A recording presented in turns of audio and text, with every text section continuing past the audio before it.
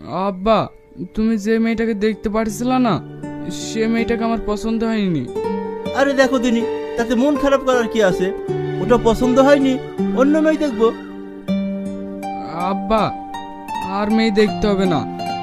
আমি একটা মেয়েকে পছন্দ করেছি, কিন্তু সেই মেয়েটা ওদের বাড়ির কাজের মেয়ে। সব রেখে তোর একটা কাজের মেয়েকে পছন্দ হলো? আব্বা, ওই জন্য তোমাকে আমি কিছু বলতে পারছি না। ওকে ছাড়া আমি বাঁচবো না আব্বা। প্রথম দেখাতেই ওকে আমি অনেক ভালোবেসে ফেলেছি। পাগল ছেলে কোথাকার। আচ্ছা ঠিক আছে, তুই আমার একমাত্র ছেলে, তোর কথা কোনোদিন আমি অমান্য করেছি? তুই যদি ওখানে সুখী হোস, আমার কোনো আপত্তি নেই।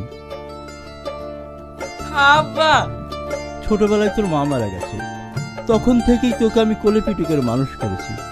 তোর মায়ের অভাব তোকে আমি কোনোদিন বুঝতে দিইনি, যাতে তুই কষ্ট না পাস।